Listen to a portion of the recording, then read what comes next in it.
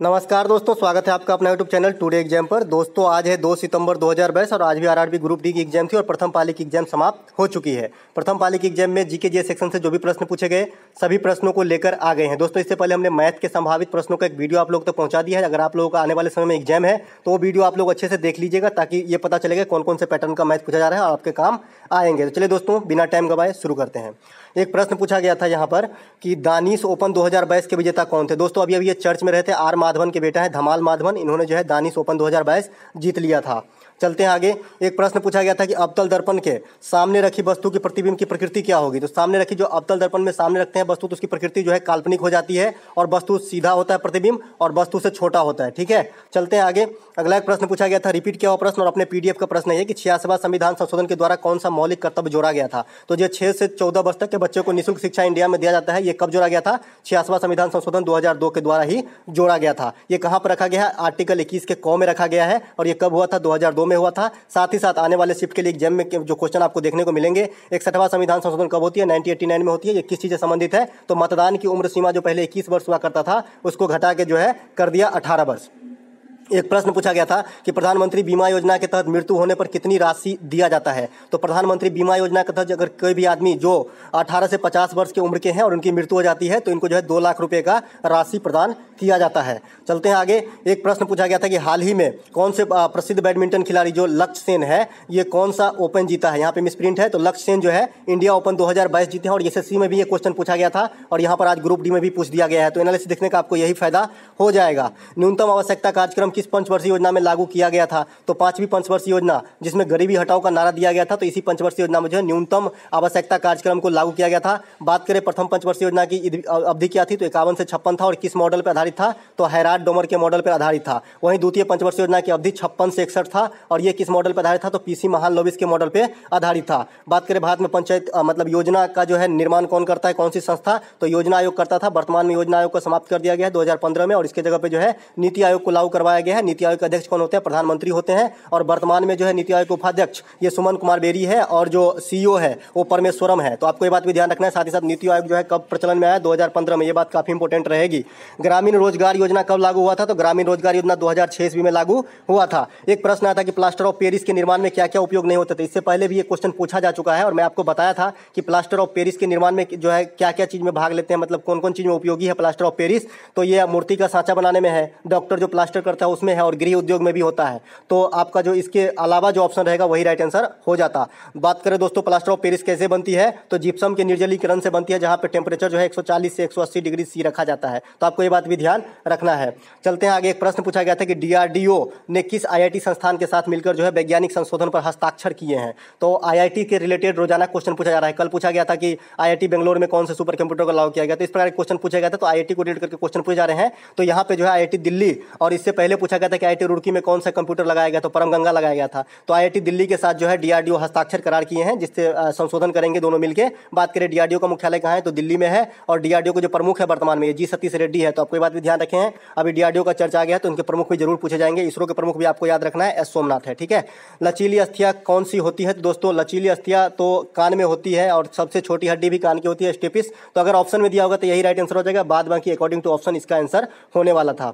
चलते हैं आगे। एक प्रश्न आया था कि कानून के विषय पर सबसे ज्यादा ताकतवर कौन है, प्रधानमंत्री, राष्ट्रपति, एडवोकेट, इस प्रकार का ऑप्शन में दिया गया था। तो अगर महान्यवादी ऑप्शन में होगा तो महान्यवादी राइट आंसर हो जाएगा, क्योंकि महान्यवादी जो है भारत सरकार के सबसे बड़ा कानूनी अधिकारी होते हैं जिसकी नियुक्ति राष्ट्रपति करते हैं आर्टिकल 76 के थ्रू। और वर्तमान में महान्यवादी कौन है, तो के वेणुगोपाल साहब जो है भारत के महान्यवादी है। अगर राज्य स्तर पर पूछा जाए कि कानूनी के सबसे बड़ा अधिकारी कौन होता है, तो एडवोकेट जनरल होता है जिसकी नियुक्ति जो है राज्यपाल के द्वारा किया जाता है। फ्लोरीन के बारे में क्या सत्य है, इस प्रकार का एक प्रश्न आया था। तो फ्लोरीन जो है सबसे अधिक विद्युत ऋणात्मक होती है, आप सब जानते हैं, और ये जो है हैलोजन ग्रुप से संबंध रखते हैं। क्लोरोफ्लोरोब्रोमाइडो में जो है समूह 17 में रखा गया है, तो उसमें से क्लोरीन भी है। साथ ही साथ मैंने क्लोरीन के बारे में बताया कि सबसे अधिक इलेक्ट्रॉन बंधुता क्लोरीन की होती है। क्लोरीन जो है फूलों के रंग उड़ा देते हैं, इसे रंजक के रूप में उपयोग किया जाता है। तो ये बात भी आपको ध्यान रखना। और प्रकृति में क्लोरीन जो है नेचुरल रूप से नहीं पाया जाता है, ये बात भी आपको ध्यान रखना है।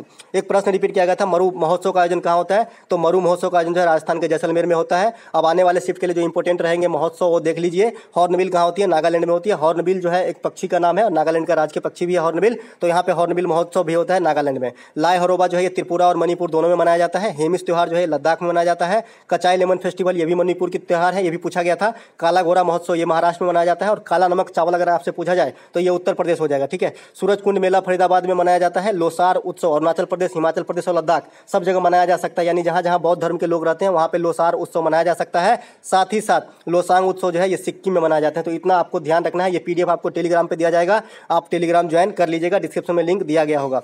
उष्णकटिबंधीय वर्षा वन में औसत वर्षा कितनी होती है, कल भी बताया था और 3 बार बताया था, लिखित रूप में भी और मौखिक रूप में भी, कि उष्णकटिबंधीय वर्षा वन में जो है 100 से 200 सेमी सालाना वर्षा होती है। और पर्णपाती जो वन होते हैं जैसे शीशम होते हैं, आपका सागवान होता है, सागौन होता है, तो ये सब जो है इसी वन के उपज है। तो आपको ये बात भी ध्यान रखना है। यहाँ पर थोड़ा मिसप्रिंट है। इसके बाद एक प्रश्न आया था कि आत्मारंग पांडुरंग ने कौन से समाज की स्थापना की। दोस्तों ये भी पीडीएफ में पूरा दे दिया हूँ, पूरे समाज। तो आत्मारंग पांडुरंग जो है ये आपका प्रार्थना समाज की स्थापना किया था। ब्रह्मा समाज की स्थापना कौन किए थे? 1828 में राजा राम मोहन राय किए थे।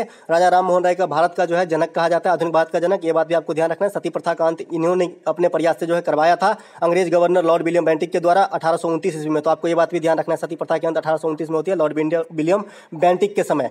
आर्य समाज की स्थापना कौन किया था? 1875 में दयानंद सरस्वती किए थे। और दयानंद सरस्वती ने एक नारा दिया था, वेदों की ओर लौटो। तो आपको ये बात भी ध्यान रखना है आने वाले समय के लिए। एक प्रश्न यहाँ पे आता है कि छोटा नागपुर के पठार से कौन सी नदी निकलती है। दोस्तों इस प्रकार का प्रश्न जरूर पूछा जा रहा है। जैसे पूछा गया था कि महाबलेश्वर से कौन सी नदी निकलती है, तो आपको देख के जाना है। छोटा नागपुर के पठार से जो है दामोदर नदी निकलती है। छोटा नागपुर के पठार भारत का रूर कहा जाता है। यह पठार लौह अयस्क से परिपूर्ण है। इस प्रकार का भी क्वेश्चन पूछा गया था कि कौन से पठार जो है लौह अयस्क से परिपूर्ण है, तो छोटा नागपुर का पठार। भारत के प्रथम नदी घाटी परियोजना जो है दामोदर घाटी नदी परियोजना है। ये जो है 1948 में जो है लगाया गया था इंडिया के अंदर, पश्चिम बंगाल में। तो आपको ये बात भी ध्यान रखना है। एक प्रश्न आया था कि अंगूठा और मध्य उंगली के बीच कितने डिग्री का कोण बनेगा। तो आप देख लीजिए अंगूठा और मध्य उंगली के बीच आप कितना भी झुका लीजिए तो 90 डिग्री का कोण बनेगा। तो यहाँ पे 90 डिग्री सुटेबल ऑप्शन था अकॉर्डिंग टू ऑप्शन, और यहाँ पे राइट आंसर 90 डिग्री करके ही आना था। एक प्रश्न आया था कि धारा के तिगुना, धारा को मान जो है तिगुना कर देंगे और पावर कितनी बढ़ जाएगी। तो धारा के मान अगर तिगुना कर जाएंगे और विभवांतर को दुगुना कर देंगे तो पावर जो है 6 गुना बढ़ जाएगी। ओम का नियम क्या होता है? V बराबर RI होता है। इससे भी रोजाना जो है न्यूमेरिकल पूछे जा रहे हैं कि वोल्टेज दे देगा, रेजिस्टेंस दे देगा, और उसके बाद जो आपका करंट का मान पूछा जा रहा है। तमिल भाषा को शास्त्रीय भाषा कब दर्जा दिया गया था? बहुत बार आपको पीडीएफ में भी दे चुका हूं और बार बार रिपीट करता आया हूं कि शास्त्रीय भाषा 6 ही है। अच्छे से रीड कर लीजिए कौन कौन शास्त्रीय भाषा है, और शुरुआती के 2 और लास्ट के 1 का जो है आपको इसमें जरूर याद रखना है। तो शुरुआती के 2 है, सबसे पहले 2004 में तमिल भाषा को ही सर्वप्रथम शास्त्रीय भाषा का दर्जा दिया गया था 2004 में। तमिल बात करें कहाँ का भाषा है, तो तमिलनाडु का भाषा है। भारत के शास्त्रीय भाषा है तमिल है, तेलुगु है, कन्नड़, मलयालम, संस्कृत और ओडिसी है।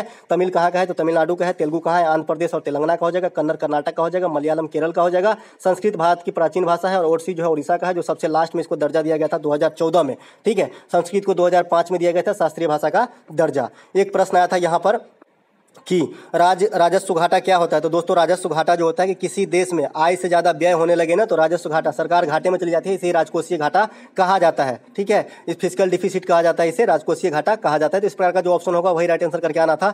एक प्रश्न आज फिर से न्यूमेरिकल में पूछा गया था, लेकिन इसके डाटा नहीं है मेरे पास। अगर आपके पास इसका डाटा हो तो मैं जरूर पोस्ट कर दीजिएगा कि श्रेणी क्रम में 2 प्रतिरोध जुड़े गए थे, उसके बाद वोल्टेज का मान दिया गया था और आपसे पूछा जा रहा था धारा का मान, ठीक है। तो जब भी श्रेणी क्रम में जोड़ने की बात होती है तो टोटल प्रतिरोध कितना होता है? R1 + R2 होता है। अगर 2 है तो 3 होता है, R3 भी जोड़ते थे, ठीक है। और जब समांतर क्रम में होता है तो कैसे निकालते हैं आप? 1/R बराबर कौन क्या होता है? 1/R1 + 1/R2। चाहे जितने प्रतिरोध हो सबको इसी फॉर्म में रखना है, फिर R का मान निकाल लेना है और ओम के नियम जो होता है V बराबर RI, तो इसमें डाल देना है। R जहाँ रेसिस्टेंस है टोटल, I क्या है धारा है और B क्या है वोल्टेज है, तो इससे आपको निकल जाता। दोस्तों एक प्रश्न पूछा गया था यहाँ पे, इससे रिलेटेड पूछा गया था, क्या बोलते हैं उसको, चट्टान से रिलेटेड कोई प्रश्न आया था, लेकिन प्रश्न पूरा नहीं है। तो हमें बताइएगा कौन सा प्रश्न आया था। इस वीडियो में इतना ही, मिलते हैं सेकंड शिफ्ट के एनालिसिस के वीडियो के साथ। साथ ही साथ जो मैथ वाला वीडियो है, अगर आप आने वाले समय में एग्जाम देने वाले हो ना, तो मैंने एक एक पैटर्न उसमें रख लिया है और एक एक ट्रिक बताया है, ताकि आपका एग्जाम के अंदर समय भी बचेगा और अच्छे से आप मैथ करके आओगे। दोस्तों पास तो बहुत आदमी हो जाएंगे, लेकिन मेरिट लायक बच्चे ही आएंगे, ठीक है। तो कम से कम 70 नंबर तो लाने की कोशिश जरूर कीजिए आप। मिलते हैं सेकंड शिफ्ट के एनालिसिस के साथ। अगर आपको अच्छा लगा हो तो लाइक जरूर कर दीजिएगा, साथ ही साथ हो सके तो शेयर कीजिएगा।